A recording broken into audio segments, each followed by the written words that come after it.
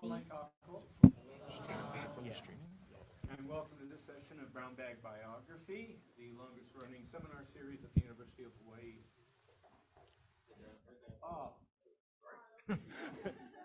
Different mode. Good afternoon and welcome to this session of Brown Bag Biography, the longest running seminar series at the University of Hawaii at Manoa. Today's talk is number 821.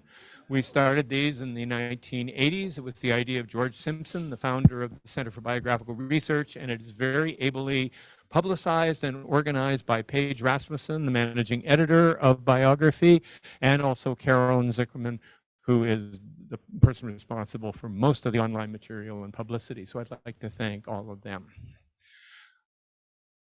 Before I introduce our session today, thank you. Mahalo kumu. Before I introduce the session today, I'd just like to mention some of our upcoming events.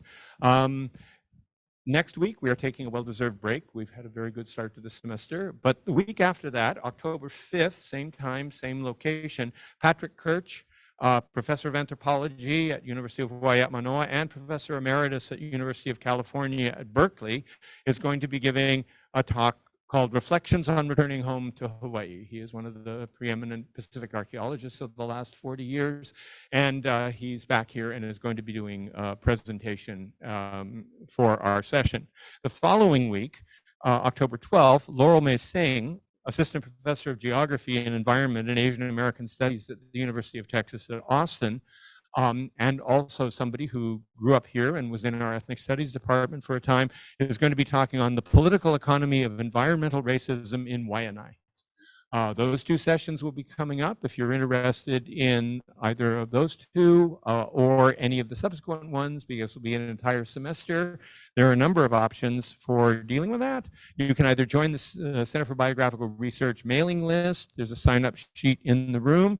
You can follow us on Facebook, Twitter, now X, and Instagram for updates. Or you can consult our new website, which is basically manoa.hawaii.edu/CBR. I should also mention, it's fairly obvious that this talk is not only being live streamed, but it's being recorded. So if you are here, you're consenting to the recording and may appear on the video. All right. Aloha mai kako. E na holoha o na mea pilio lana a pau. A me ka polokalamu hana ke aka Hawaii ma ke kula nui o Hawaii manoa. O Craig House ko inoa o ke po'o wau no ku kikawaina no ka ini ana I na pilio lana.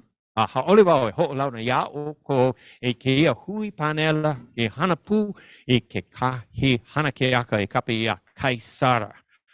Maka hale hana ke aka Kennedy mai ka ho'omaka ana I nehine a hiki I ke ia la pule. No ke ia panela e hoa kaka ana lako pakahi maka ʻŌlelo pelakani aolina e ka ko hana pakahi no ka ho'okumu ana I ua hana ke aka la. A mahalo nui ia oko no ke ia hana. All right. Okay. It gives me great pleasure to mention that what we're going to be hearing today is a panel on the construction and the achievement of the Hanakeaka Kaisara, which opened last night in the Earl Ernst Theater at Kennedy Theater, and will be also showing tonight, tomorrow night, not Saturday because football, and then on Sunday twice. We're going to have a panel today of the people who were actually directly involved, from the writer, the director, and these people will all be introduced to you, and they're all very much connected with the Hawaiian theater program here at the University of Hawaii at Manoa, whose kumu is Kumu Haile Opua Baker down there at the end, and she'll be talking to us as well. Before I move into this, I just want to indicate the co-sponsorship. This is co-sponsored by the Hawaii Ponui Coalition, which is responsible for why this is live streaming, and ʻŌlelo. This is the ʻŌlelo team here that's doing this. It's co-sponsored by the Hawaiian Theater Program, Hamilton Library, the Hawaii Nui Akea School of Hawaiian Knowledge, the Matsunaga Institute, Conflict and Peace Specialist, the School of Communications and Information, and the Departments of American Studies, Ethnic Studies, Sociology, Theater and Dance, and Women, Gender, and Sexuality Studies. I want to mention one further thing, which is that on Sunday there will be another panel like this that will be both live streamed and also in person, which will be taking place between the two performances of Kaisara, which will be taking place at 2 o'clock and at 7:30. Get your tickets. I'm on Yesona's committee, and I almost got shut out last night because it was sold out. Shows what happens when you actually try to pay for your ticket when you're trying to support the theater. Anyway, that's why it happened. Anyway, I will be at all the performances, and I hope to see all of you at one or more of them. But there will be a panel at 5 o'clock, live and streamed in between the two performances on Sunday as well, and that will also be live streamed by ʻŌlelo. At that particular one, that panel's on politicizing Shakespeare and Hawaiʻi. Why am I saying ʻŌlelo? I know why I'm saying ʻŌlelo. Hawaiʻi. Okay. Thank you. The panel is politicizing Shakespeare in post-overthrow Hawaii, and the panelists will be Tammy Haliopua Baker, Derek Higginbotham, who is here, who is a professor of English here at the university. I'll be talking about some of the Hawaiian language translations in the New Pepa. Yesona Kappa, the director and the playwright of Kaisara, will be speaking. And then also Amy Malie Ishihara Mulligan and Sarah Tamashiro Kuaiba, who will also be talking from the perspective of Mo'olelo Hawaii and Hawaiian history in particular. So that's on Sunday. So now it gives me great pleasure to hand over the proceedings to Yesona Kappa, and looking forward to it.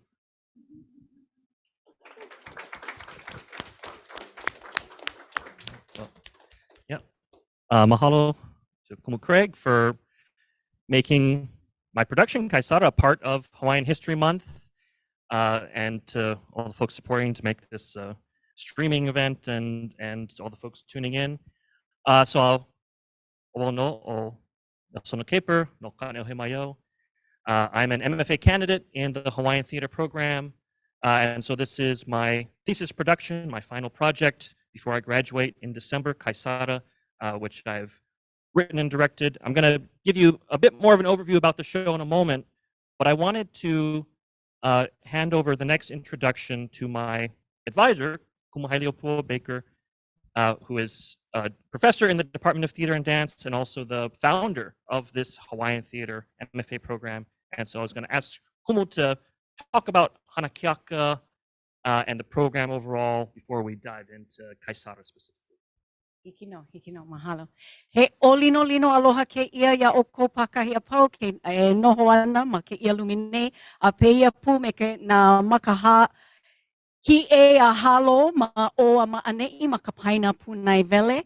Mahalo anui ya OEV TV na ka Hawaiʻi no ka Hawaiʻi. Mahalo anui ko oko noho ana mai me ka hoʻolele ana I ke ia papahana a peia pu me ka papahana o ka lā pule e hiki mai ana.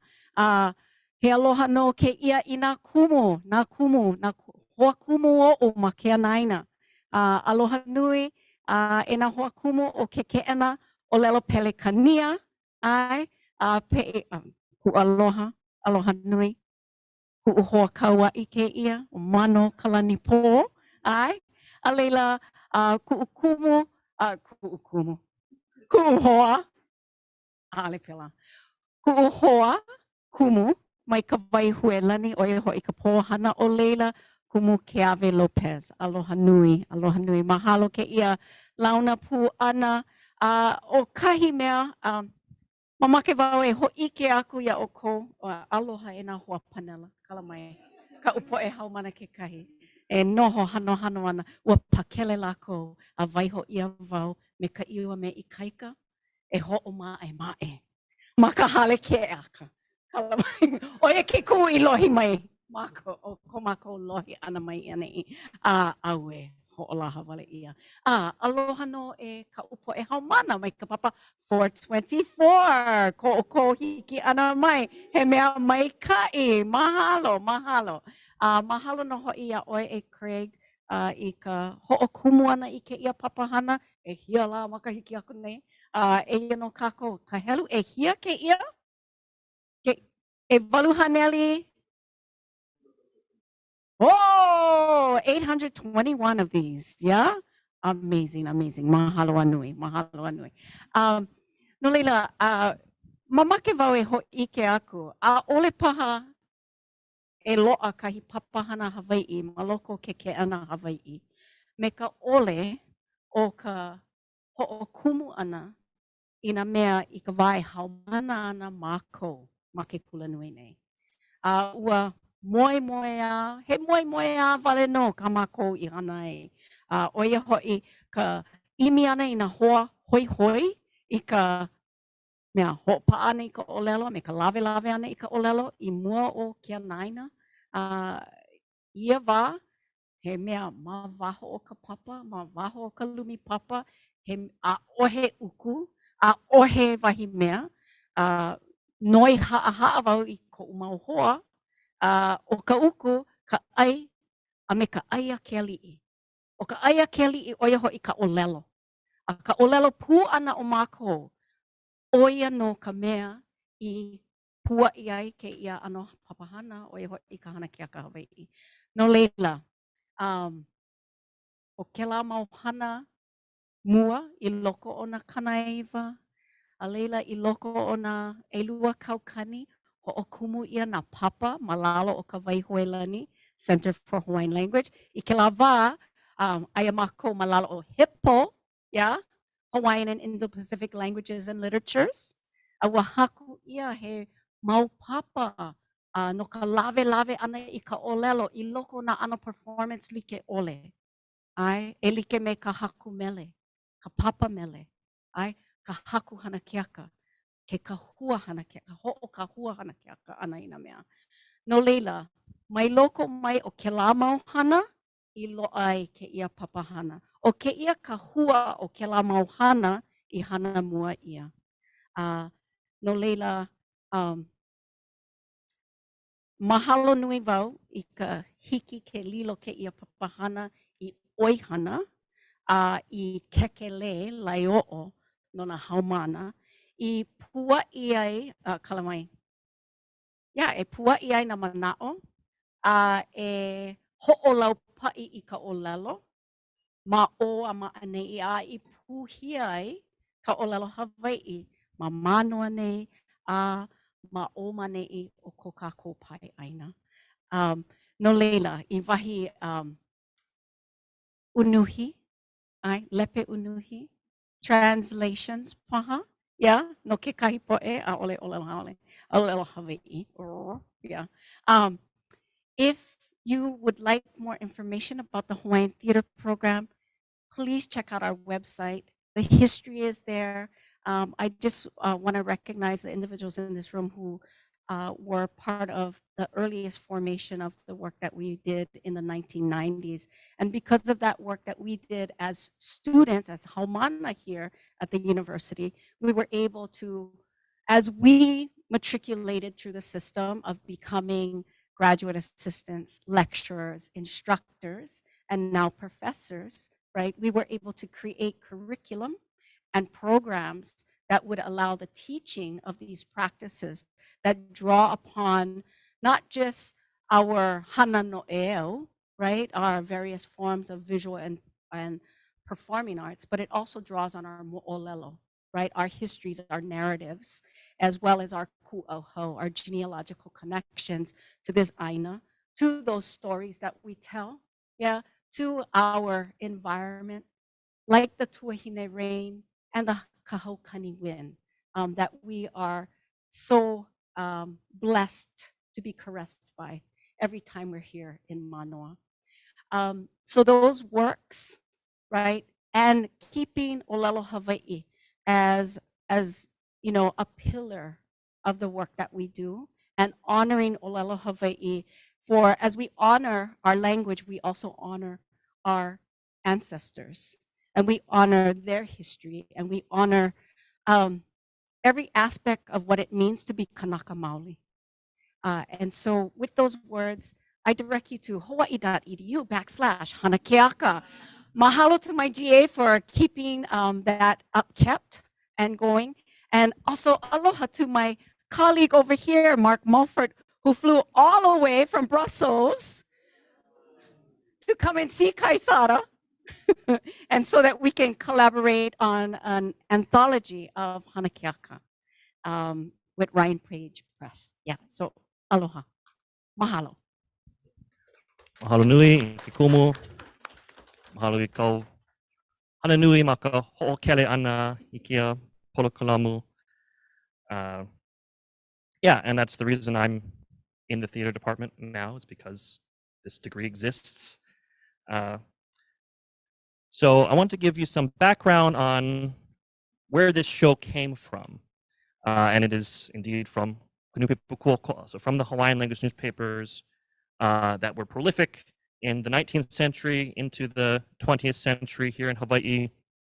And these are newspaper that I got to know very well as I was a graduate student in Kawaiʻi Center for Hawaiian Language before. But coming from also experience in theater, I was particularly interested to find some works from William Shakespeare that were translated and published in these newspapers in the Hawaiian language. Now, most of these were adaptations of Shakespeare into basically a short story format that were then published as serials.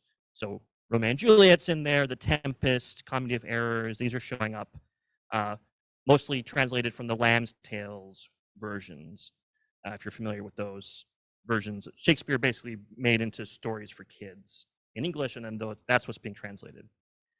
But one translator actually took Shakespeare's text, the plays themselves, and put them into ʻŌlelo Hawaii.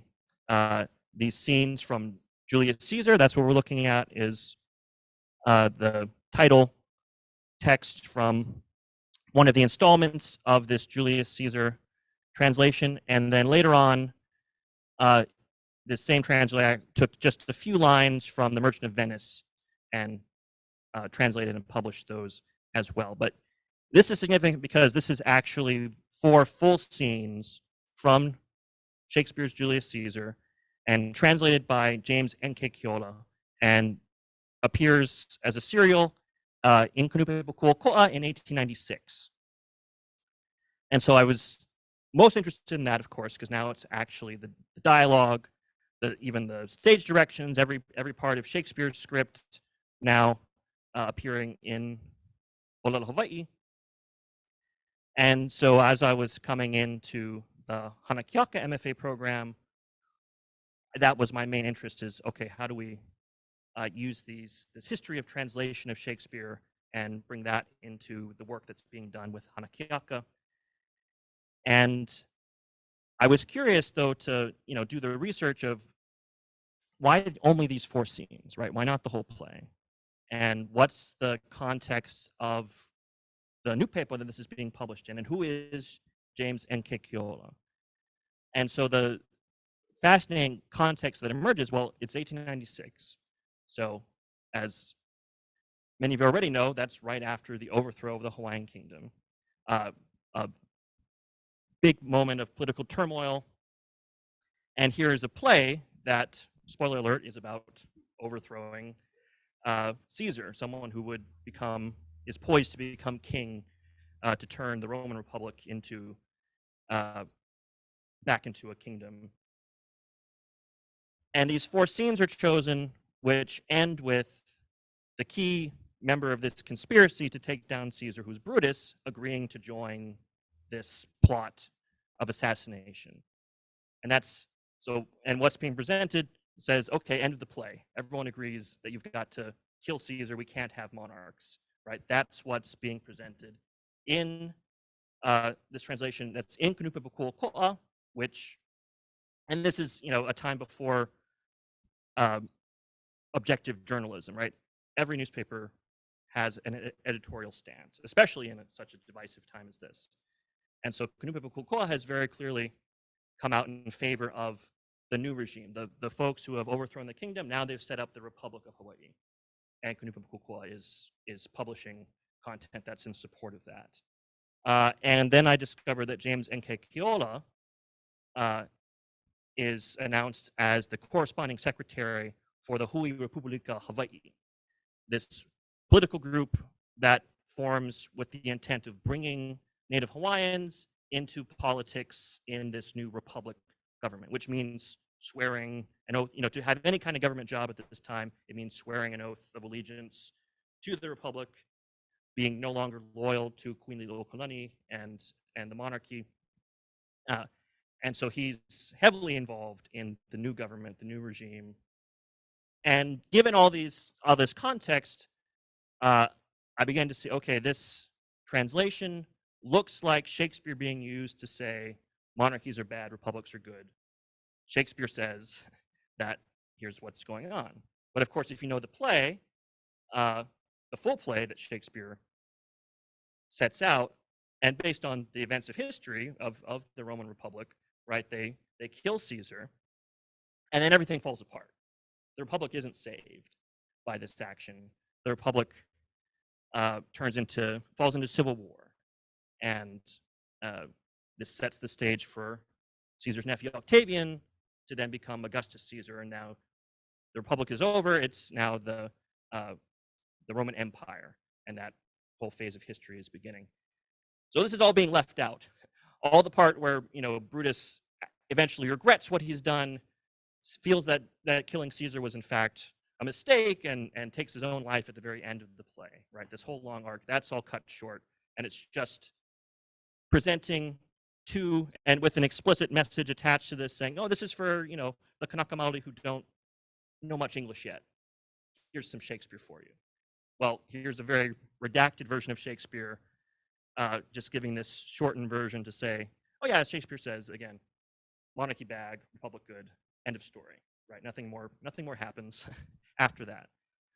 So that's where I started in then writing Kaisara, taking these translated scenes, these 4 translated scenes, I cut it down to 3.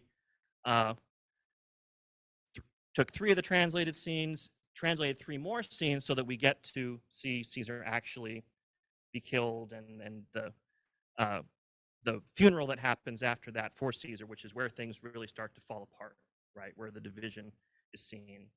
And then writing a story around that, so you'll get to see, when you see the play, James Keola as a character in the story, the frame story for these translations, and then folks that he would have known in that period: Joseph Navahi, Emma Navahi, Abigail Campbell, John Bush, as well as George Markham, who is hosting a reading of Keola's translation.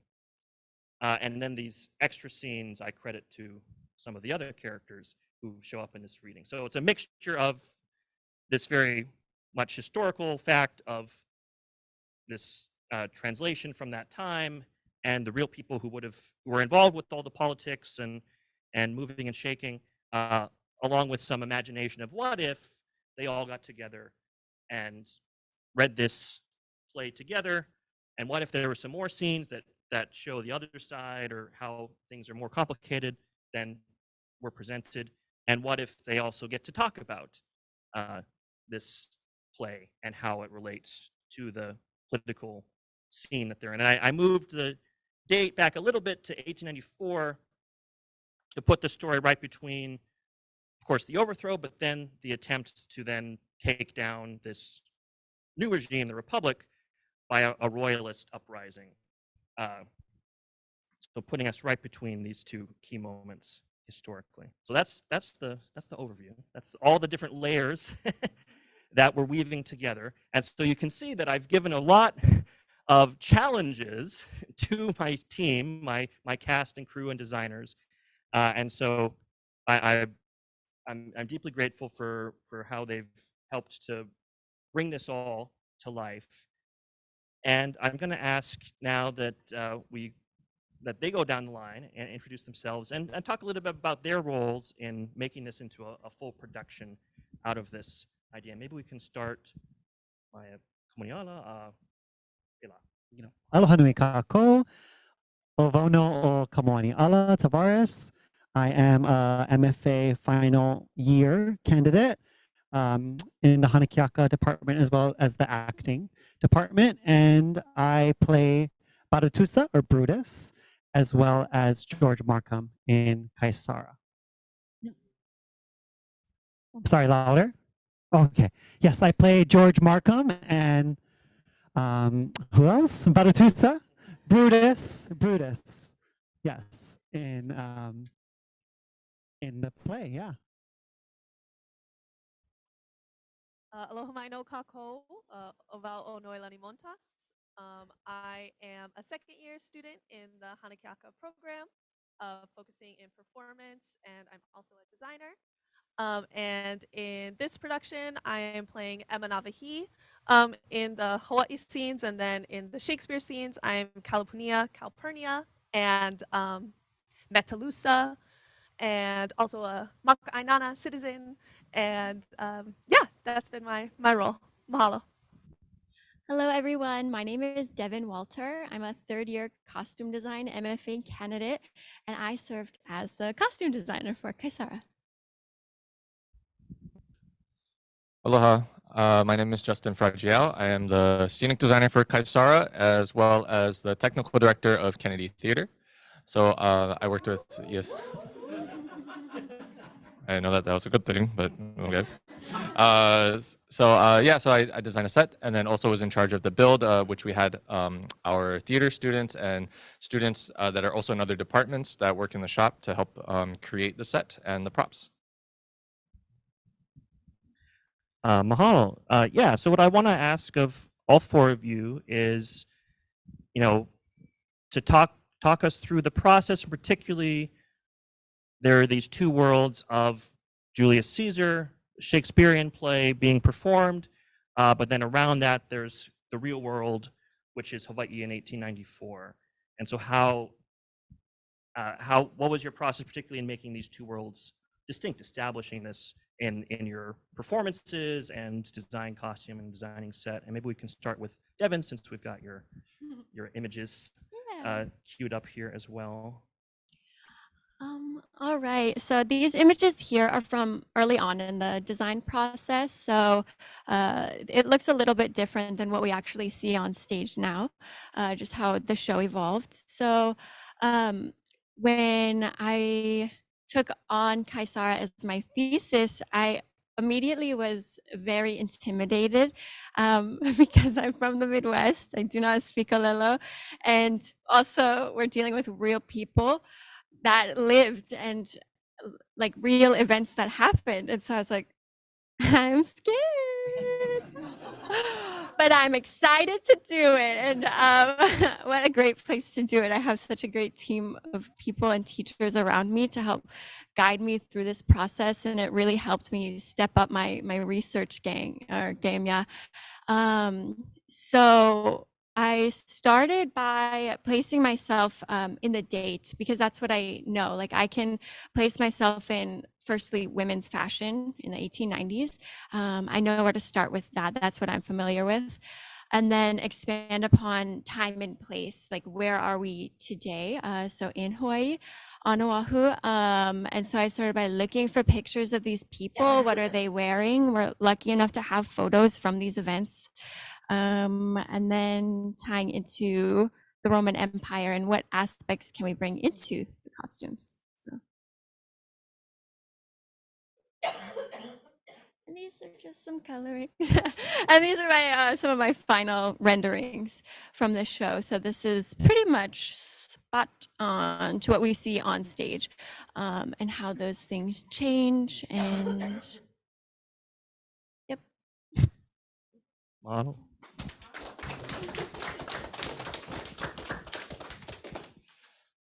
So for the scenic design, it was, I think we started maybe back in March or so, the process. So there was quite a long time. That's typically how we do things. We do things a semester ahead of time, just to have us the space to explore and have that collaborative process. So I just wanted to show just a couple of the sort of research and inspiration images. There's a ton more. So I just wanted to show a couple of them that would really speak to maybe what we see with the actual set. So if you look at these, maybe you might notice some of the things that I actually like pulled and put into the set. But that was so kind of like what Devin was saying, sort of placing yourself in the time period because it does take place at a historical residence. And that it's also really important to, one, ground the audience into where we're at the time, but also to try to find a way to make it so that it also makes sense for when we go into the Shakespeare scenes. So that was the biggest challenge, to try to make those two things gel with each other without sort of just creating a whole new set, which is also an option that we could have went with, but you know, it just sort of makes things a little more complicated when you do that, and more tech heavy. And I think again, it was just important for us to be able to ground the audience in where we're at, and also just the conceit that the characters are becoming the characters we see. There's a play within a play, and they become other characters, and it's sort of, we're blending that sort of line between the realities and the artifice of theater and all that. So these are just some of the inspiration images. I'm gonna go to the next. And so these are just some of the images of the completed set. Normally people don't get to see the set, so I'm sure you guys all bought the tickets, right? So that so you're allowed to see it. If you didn't buy the tickets, please avert your gaze. But here's just some of the pictures here of the detailing, and just sort of how we decided to sort of bring this world to life, of George Markham's house where the stage reading is happening.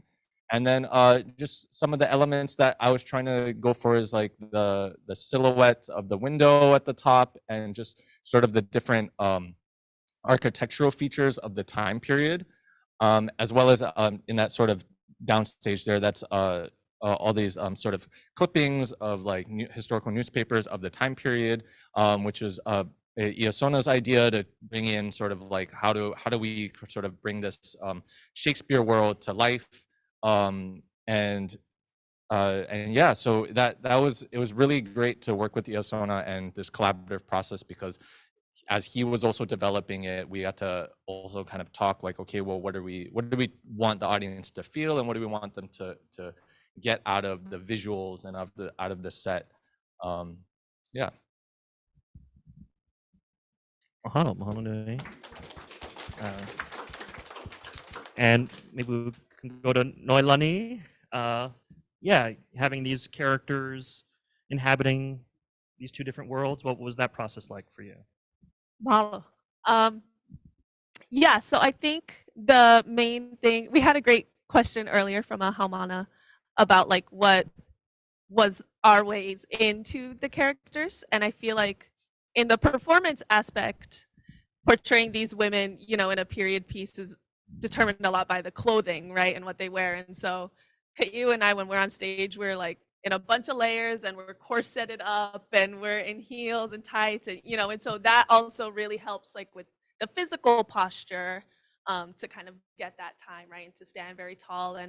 And that also helps portray these women, especially Emanavahi and Kalapunia, who are very, you know, heightened political figures, Manawahine, and like, you know, just kind of thinking about what they could say, and, you know, what kinds of expressions were allowed. And I feel like it's been awesome to work with Ka'u and Kaipo, as we all kind of are a little group together on stage, because we have that kind of connection to each other and kind of the unseen words.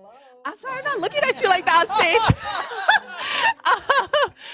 But you know, because Kaipo plays Joseph Namaki, and so we have that like connection, you know, with like them being a couple, and then also bringing in Abigail Campbell as the two women present. And so it's been really amazing to have them around too, to kind of stay grounded and to kind of have more conversation than I think is physicalized, you know, like is verbalized. And yeah, I think like the big thing also for me, like on top of the clothing that informs like the physicality, is also kind of what they're thinking and what the world is that they're seeing around them, right? And I feel like that time, you know, for Emma Navahi and Abigail Campbell is, you know, it's really remarkable, I think, all the things that they were able to accomplish and the people that they were able to reach and the legacy that we have from them today. And I looked at Kali Ali'i, which was another play like about accounts of those two women, and it was really helpful to kind of hear about, you know, what people thought when they walked into the room and when they spoke, and kind of how that landed with people, if you spoke ʻŌlelo or not. And so I think that's been a really exciting source for me too, to kind of think about, you know, how she would react and how you had to hold yourself in that time. So yeah, so those have been kind of the biggest parts of my process in creating these characters. Yeah. Mahalo. Oh. Como era?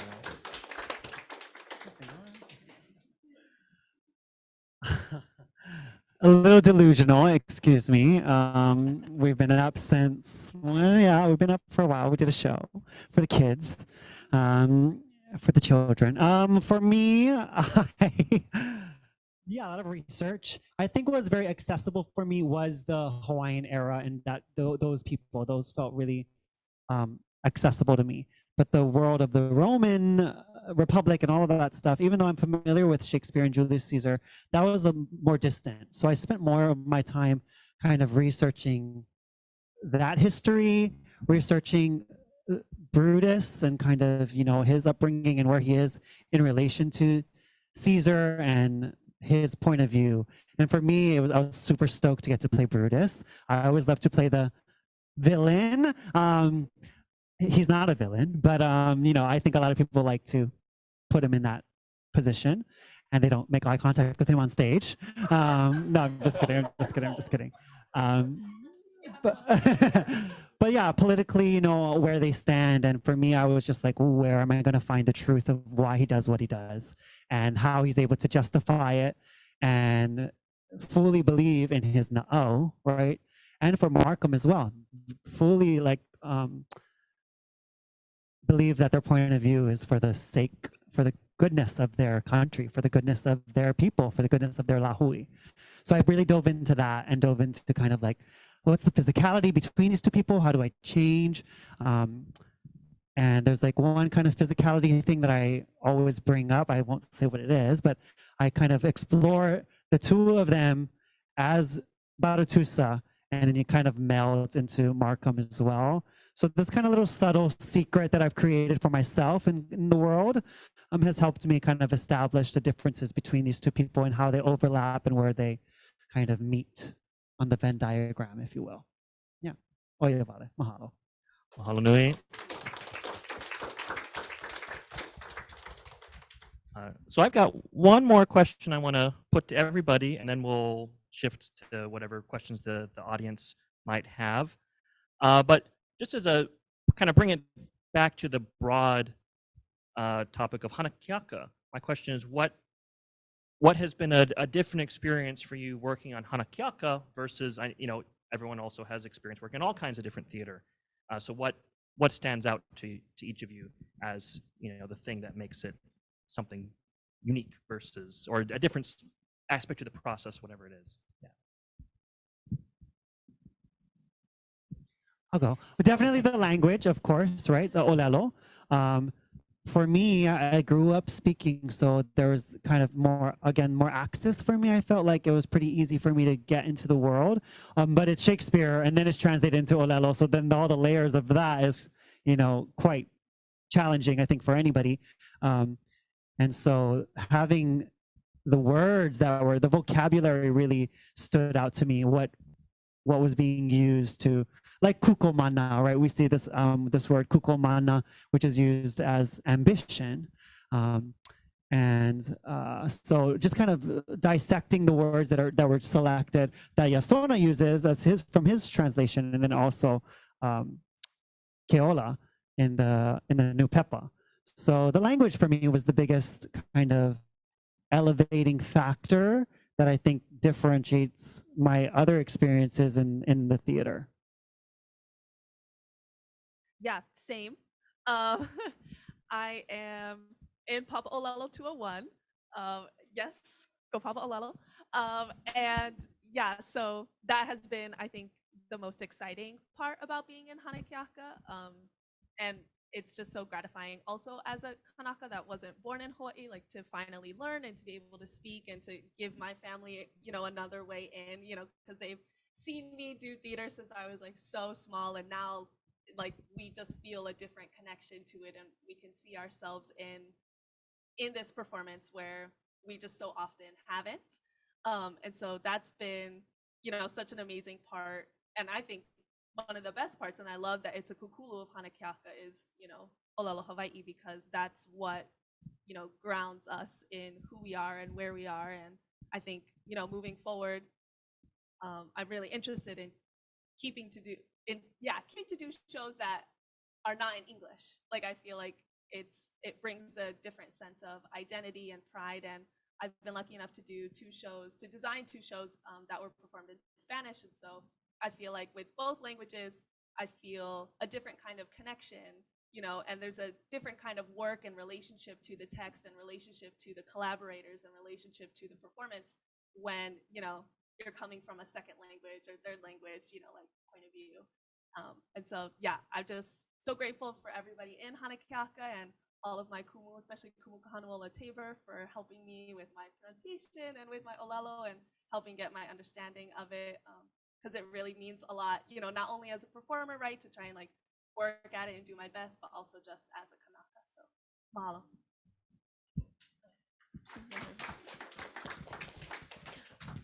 From a designer's standpoint, first I'll say language. That was a big one. My yasana was nice enough to give us a translation, so I was able to follow along. But I think one important thing to note is the university is coming out of COVID times still. So up until this point in my MFA career, all of my production and design meetings have been online. So we've been in the same building, but we have not been in the same room. And, you know, as theater practitioners, we are meant to do this together. We're meant to be in a space together, because like when you have more voices, I think better quality comes from the work that you're doing. So this was the first production that Justin and I were able to be in a room together with these people during the design process, which was such a game changer. And the energy that you felt walking into the room, it was really, really something special. And we were all working towards the same goal, because what we're talking about in the show, it's important. We're talking about very important historical events that are happening. And so to do these stories justice was really, really important. And so to be in a room with people was just a breath of fresh air, and being able to do that. And so I think we're really lucky to be able to do that. And it felt more just like a family. So, yeah.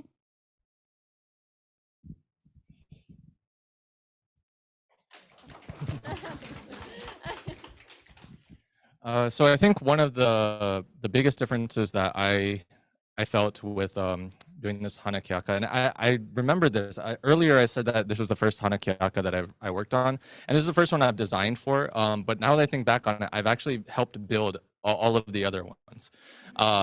So I'm so happy to do it, and I'm so thankful for it, because I think the biggest difference that I feel with it is just there's a different sort of sense of approach, obviously, but there's also a greater sense of connection and community, in my opinion, that I feel when it's working with the director, when it's working with even just sort of seeing the cast. A lot of times, designers, we might not have that much you know, connection, or might not see the cast until very late, until like tech. And so even just seeing them and passing them sort of when I'm sort of going out the door after a long day and they're starting rehearsal, just sort of being able to talk with them for a few minutes, or just see them, or kind of peek into what they're doing. I think just that kind of sense, it reminded me, because I worked at Kumakuhua for many years, and doing in a lot of different capacities. And that's actually how I met Yasona, through Kumakuhua years ago. And I think that it reminded me of that sense, that it's sort of kind of like what Devin's saying. It's more of there's more of a sense of a family, or that like we're sort of in this together, and community. And I think this is gonna sound bad when I say it, but I feel like a lot of the other shows I do don't have that, where there isn't that sense of community and isn't that sense of connection because everybody's kind of, especially in the community theater, a lot of people are coming from their jobs, from their families, from their kids, and then they're putting their own like free time and energies and efforts coming at night to do these rehearsals. And sometimes we don't have the capacity, and I understand that. But with this, with Hanakiaka and with everything I've experienced so far, it's like it just feels so much more collaborative and just so much more connected. And again, and I'm just excited for the program and excited for everything that it may become and that it's still developing, and just being a part of that history is really exciting for me. And I'm so happy that I got a chance to work with my friend and work with all of these people. And yeah, just I'm so just happy also that it got to be my my thesis project when it could have been so many other things. And just but this was, yeah, so I feel really blessed that I got to be a part of this.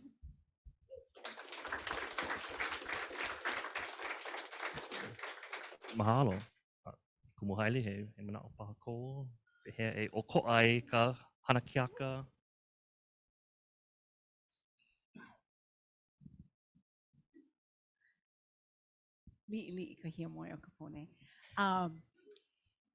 I think everyone's touched on some of those aspects about us really feeling like a community, and because we are a community, we are collaborating, and we are honoring mo'olelo in a way that removes the ego from the work, because it's not about each individual, it's really about the collective. And it's about the goal of honoring our kupuna, honoring our ʻŌlelo, honoring our mo'olelo, and all the facets of what that encompasses. And when we can stay focused on that, then the project gets elevated. The project is honored. And it's not about the spotlight for a particular individual, but it's really about the honoring of that subject or that mo'olelo. And in this case, as we kind of share our process and our experiences, I think it's really important for us to remember James Nahanu Ka'owa Okalani Keola, because he was the inspiration for this work, right? His muse and translations of Ho'onawewe Ihe, yeah, William Shakespeare, that kupuna, the inspiration he had to make those translations, how many hundreds of years later is this, that a Haumana picks up that newspaper and is inspired to create this imagined world of these kupuna in a space reading a translation. So it's really important, I think, for us to honor that repository of knowledge, right? All of the hands that made them accessible digitally, because we know what microfiche was like. Yeah, there's a bunch of Kumukeave and I know what microfiche was like and how we ran out of our dimes, right? Yeah, run to get 10 more dimes, right? Okay, and yeah, Kumuku Aloha as well. Yes, all the Hi'iaka Ikapolio Peles for days, right? Printing those. So yeah, again, James Nahanu Ka'owa Okalani Keola. Mahalo. Yeah, I should give my own answer, which is similar to what has been said. And you know, just the honor and privilege of getting to be in this program. I'm going to be the 5th graduate. Right, this is the 4th Hanakiaka MFA production, and so there's a weight. Yeah, you know, there's a weight to these, as as Kumu was saying, as Justin was saying, the sense of community and contributing to something that's more than just, you know, in a different program, it could just be, well, I'm going to do my little experimental thing and 5 people might come, and I don't know, you know, that it doesn't feel like that. It feels like, oh, this is the community's chance to see something new that is also rooted in this tradition. And using this inspiration, bringing one of my, you know, thoughts throughout is bringing this world of the Nupepa, this heavily literary culture in ʻŌlelo Hawaiʻi in that time, bringing that to life on the stage, right? So that for the folks who haven't been spending their time in the archives with the microfiche, you know, getting a chance to bring that to them in the community. And I was asked at one point, my son, like, oh, so are you going to translate all of Shakespeare's plays into ʻŌlelo? I was like, oh no, like I want to see a better translator pick this up, right? I was inspired by Keola. I hope that the haumana that came this morning are inspired, you know, especially the ones who are more manaleo than me, like are going to Kula Kaipuni. They're growing up with the language and can go beyond me in terms of, and you know, and then be the, do it within that community and really get to go deeper with the ʻŌlelo than I've been able to. Learning, you know, starting in college and learning it as an adult. Yeah, so that's, you know, I think that's always a hope, is always looking forward and always looking back with this work and seeing it in that context. Well, mahalo, I think we're ready to open up to you folks, both who are here and streaming have a way to ask questions. I don't even know, but yeah, whoever got a ninau at this point, for any of us, that's how we'll spend the rest of the time. Yeah. Oh. Yes.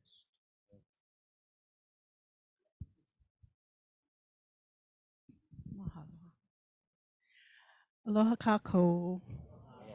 So going off of what Kumuhaili mentioned, I want to evoke the name of J.N. Kanepu'u, who wrote a letter to the editor of Kahoku Pakipika in 1867, complaining that the hulihia chants from the Hi'iaka Ikapolio Pele mo ʻŌlelo were being cut off by the newspaper editors because they ran out of space at the bottom of the page and just chopped the mele. And part of his letter, he says, if we do this, what will happen to the generations in the 1870s and the 1880s and the 1890s and the 1990s? They will want to know this knowledge and it will not be here. I read that as a student in the 1990s in the microfilm room at Hamilton, which always seemed like Arctic below 0 levels. Never having enough of those dimes, right? Paper jams, running out of paper, all of that Papa Kilo has helped resolve. And I burst into tears in the library because I thought, here's a kupuna who will never know any of us, but was thinking about us in 1867, while he was publishing Mo'olelo from Kawakahiko, so we today would have it. And that became the foundation of what was my master's thesis and then dissertation, which I tried to resist because I never felt ma'a enough with ʻŌlelo Hawaiʻi. And I remember being with Kumuhaili when we were students working on it. Was Kului Kola your first play as a student? And all the anxiety, what you just expressed, Yasona, about my ʻŌlelo is not good enough, is not to the register of the kupuna, and how do we do this, and all of that. But mahalo nui loa for never letting that stop you. And all of us who have picked that up to carry it forward, because what was the momoia, the dream, or really with all of our kumu, and now as kumu, the vision of what we could regrow. And all of you are an example of that in a theater program that no one thought of. There wasn't even a resistance to, there was no thought of. Who's going to come? Who wants to study that? And in my program in English, when my position was created in the early 2000s for Hawaiian literature, I was actually approached as a PhD student by a faculty member who said, Kuloha, Hawaiian literature. Is that even a thing? Is there even enough to teach one course, let alone have a whole position and curriculum? And so we have been a part with Mele as well to grow into a vibrant arts lahui with our ʻŌlelo Hawaiʻi and our mo'olelo as a foundation. So mahalo nui to my hoa papa from way back in the dinosaur days of the 90s, right? And for all of you who have stepped up, that we can help move forward the mana'o and the vision of our kupuna. So mahalo nui, ya oko pakahi apau. Mahalo, mahalo. We touch intersecting Venn diagram circles between English and theater, especially when it comes to Shakespeare. And I remember how it blew my mind the first time I came across a sonnet, and I was like, ho'o na'ue ihe. Oh, Shakespeare, Shakespeare. I was just like in the library going, oh my God, everybody, right? I made a word. I made a connection. I've been privileged to teach some of the sonnets. I love when I meet like Shakespeare scholars from other places who are like, oh, I know so much more. And I'll go, did you know that Shakespeare was translated into a prose narrative and published and translated into ʻŌlelo Hawaiʻi in the 1800s in the Hawaiian language newspapers? And they all go, have a good day, right? Their minds are blown. However, I was really excited when I saw this come out because this was one that I was not familiar with. And you've touched upon something really important, especially with a lot of our creative writing students. On the issue of both translation and I'm not talking here linguistic into ʻŌlelo Hawaiʻi or out of or whatever, but what we would also call in our department with stories adaptation. So I was wondering if you could talk a little bit, and maybe if any other panelists, because what you do with scenes and costume design, you're doing that same kind of, and embodying a character. What is some of that process like for you in taking something that's in itself, it's been linguistically translated, the form has been translated or adapted into the shorter from something that's older, and then bringing it into a modern kind of setting through the theater, like restaging it in theater.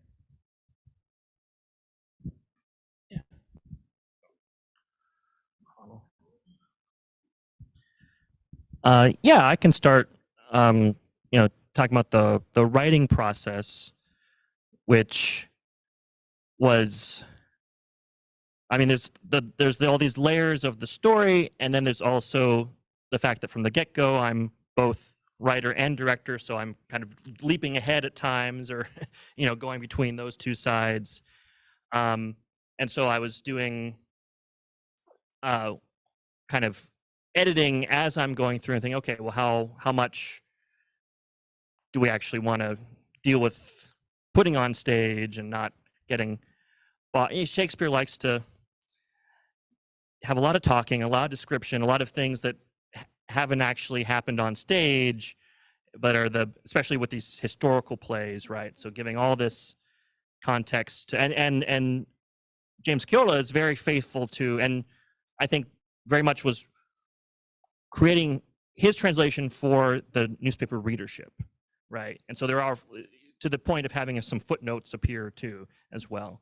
But in bringing this to the stage, one of the considerations is nobody except like the really, really diehard Shakespeare buffs do an unabridged Shakespearean play anymore, right? It's really, okay, how can we get the meat of this play, the story, the characters, but maybe there's some passages that go into this historical detail that the audience isn't really going to be familiar with in this day and age, right?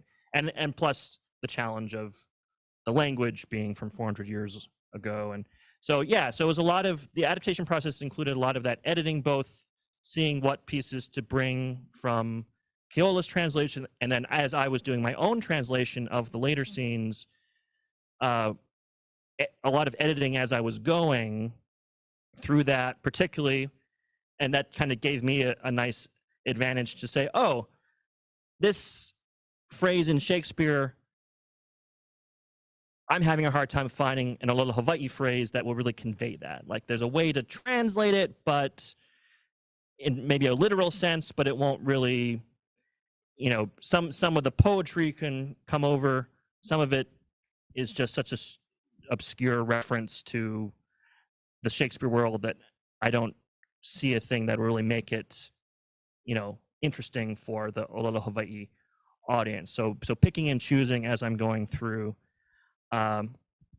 There's also an aspect in working with Keola's translation that the Nupepa don't have the Okinan Kahako. So that was a step as well, is putting in, and so to an extent that's an adaptation of figuring out, okay, what if there are, you know, words that are spelled the same until you put the Okinan Kahako, I'm figuring out which word I think it is and where to put those marks in and determine the meaning there. So it's my layer of interpretation to that translation, then going into the script.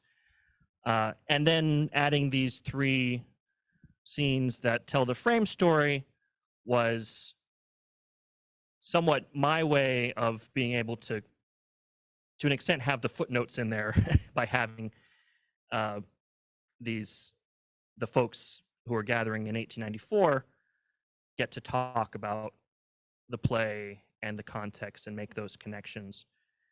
And yeah, always just, I guess the overall thing is always thinking of the audience and, okay, what do I want to make sure the audience gets, particularly picking some lines to throw in English to make sure everyone gets it, what to put in ʻŌlelo Hawaiʻi, and then what to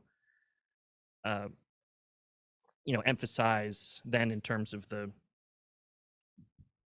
production process of what to just put visually so that everyone can get that too. And thinking about the folks coming in who know ʻŌlelo Hawaiʻi and the folks who don't, but particularly then people who know Shakespeare and don't know ʻŌlelo, and you know, what can they recognize from knowing the story already and knowing the famous lines and those moments. Yeah, and it's been interesting to start to get that feedback and find that people who know the gist of Julius Caesar, they see what's going on. So that's been, and which I think is a nice, that's been my challenge to folks is, look, if you're a Shakespeare buff or at least know the play at all, then come see it in ʻŌlelo Hawaiʻi. And will it really be that much more difficult to understand or follow than Shakespeare and Shakespeare's 400-year-old English, right? You know, it's, yeah, that's a, yeah. You know, how much do you really rely on the language in modern performances of Shakespeare versus the action, the body language? Yeah, mahalo. Anybody else want to?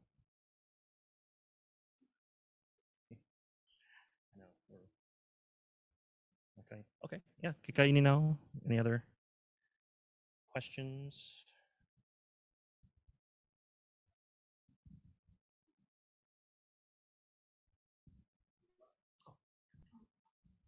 Mahalo for all of your presentations. It is so cool to listen to all the different dimensions to what went into the production of the play. So I guess I have a question about the framings. I love the multiple framings, the frame within the frame within the frame. So you have the Julius Caesar play, and then you have the 1894 context.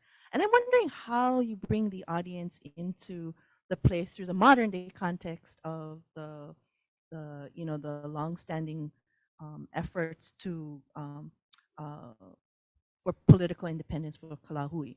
So I was wondering if you could talk about that. How do you bring the audience into the play at some point, or how do you connect that to the contemporary context of struggle? And for any of you, because in also the way you perform, you're also reaching out to the audience too. I'm curious about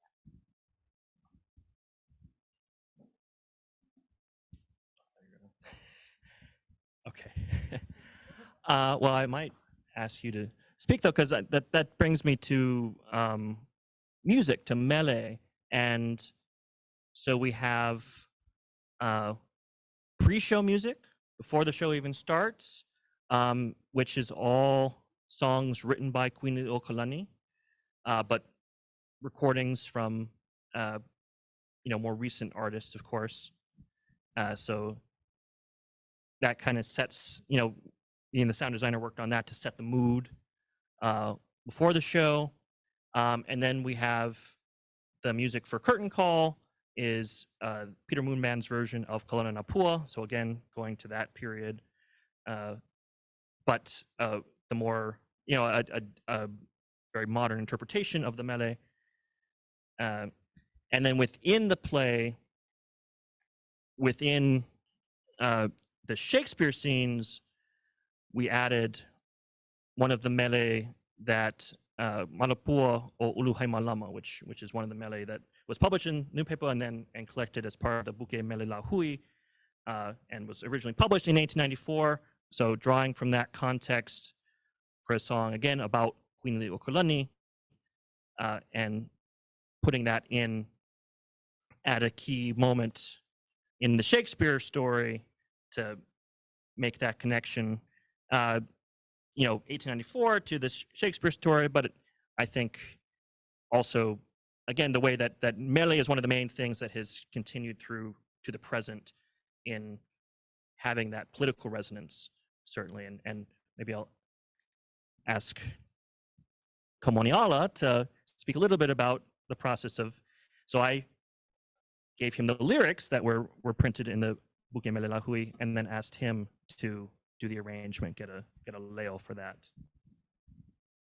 Yeah, so just going through the lyrics and how it was representing Liliuokalani and the turmoil politically of what was happening during that time. But there is a hopeful essence in the lyrics that I think really spoke to me as I was analyzing and just kind of sitting with it for a little bit. And I've had the privilege of taking a couple of classes with Kumu Keawe, who has helped shape me a lot as a composer and also as somebody who's exploring. I've always been in the world of music and mele because of my ohana and my upbringing in kulekaiapuni and singing and all of that kind of stuff. So it's been a part of my life for a long time. But for this particular moment, I wanted to find the melody from inspiration of the Queen. So just like how the opening songs are all songs composed by Her Majesty Queen Liliuokalani, I just listened to a bunch of her mele and just listened to a bunch of her melodies, some that were very familiar and then some that I hadn't heard before, and was trying to pull out just melodies that stuck with me, and then just sat with Ka'u and we just kind of started humming some notes, and then found a melody that I thought worked really nicely, and arranged it from there just kind of as we went, and then found ways to build in octaves within the voices and then some harmony as well, but keeping it simple with still this kind of longing essence and this hopeful essence. And it ends at the way that we ended the arrangement. It kind of has this melodic tone throughout, and then at the end we have this kind of dissonant chord that we create as ooh, or we just ooh in the background, and the soloist chants the last line over this kind of dissonant chord we create, and then we just speak the last line out loud as a collective ensemble. So yeah, that was kind of, it was really cool to get to explore that and bring that to life. And it was, yeah, it's been really fun. So all from our queen though, inspired by Liliuokalani. I knew she needed to be the kahua, the foundation of how the mele was explored.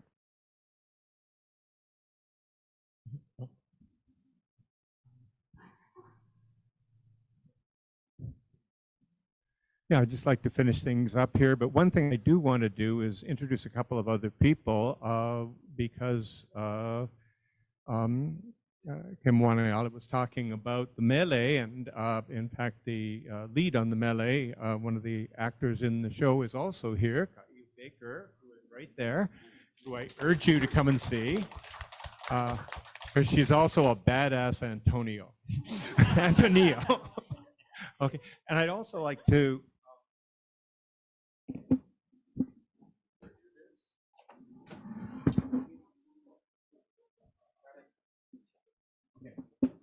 I also want to thank OEV TV for being here, and actually thanking Courtney Kiamsong, Lauren Trujillo, and Jeffrey Lee, who have been streaming this, allowing other people to join as well. All right. You'll be able to get more information about this, including a very extensive viewer's guide, if you go to hawaiiponui.info. That program is there as well, and you'll be able to find out more because there'll be a second panel specifically about the historical context, which will be taking place on Sunday. And I'd like to have everyone join me in saying mahalo to our panelists.